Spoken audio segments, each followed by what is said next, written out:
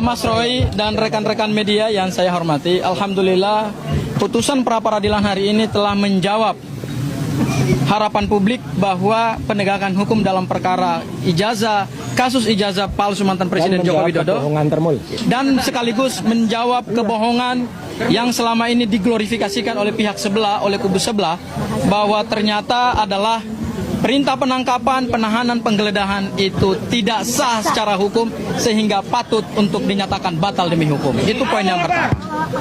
Poin yang kedua adalah ini adalah kemenangan penegakan hukum. Bukan kemenangan Mas Roy, bukan juga kemenangan kami kuasa hukum. Tetapi kemenangan penegakan hukum karena perkara Mas Roy ini menjadi laboratorium hukum baru.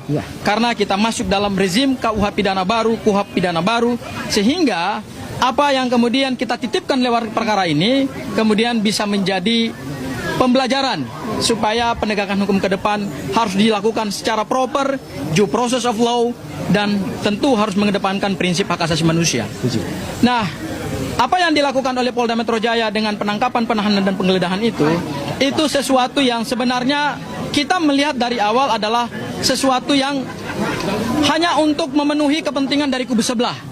Karena jauh sebelum penangkapan penahanan itu dilakukan, ada satu organisasi advokat, kita sebut saja Pradi Bersatu, yang sudah menekan Polda Metro Jaya sehingga harus dilakukan penangkapan dan penahanan itu justru oleh Polda Metro Jaya tidak dilakukan dengan dasar yuridis yang kuat, argumentasi hukum yang kuat, tetapi hanya karena adanya tekanan politik, adanya pressure dari kelompok-kelompok yang tidak berkepentingan dengan penegakan hukum ini, tetapi kemudian itu diakomodir. Ini sesuatu yang sangat kita sayangkan.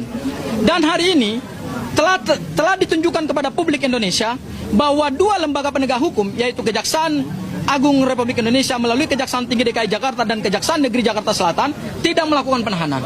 Dan hari ini yang kedua adalah Pengadilan Negeri Jakarta Selatan untuk pokok perkara pra peradilan, penangkapan, penahanan, dan penggeledahan, ternyata juga permohonan kami dikabulkan, artinya dinyatakan tidak sah. Kemudian yang ketiga, nanti penjelasannya akan lebih akurat dari Bang Refli. Yang ketiga adalah hari Jumat tanggal 10 Juli 2026 kami sudah akan memulai lagi pra peradilan yang baru untuk menguji pasal 32 Undang-Undang ITE yang menurut kami itu adalah pasal penyeludupan, pasal entertain yang tidak diperkuat dengan bukti-bukti permulaan yang cukup, sehingga nanti kita buktikan dalam pra peradilan apakah dasar penetapan tersangka menggunakan pasal 32 Undang-Undang ITE diperkuat dengan bukti atau tidak, atau jangan-jangan hanya sekedar pasal entertain karena pelapornya adalah Pak Joko Widodo untuk pasal 32 dan pasal 35.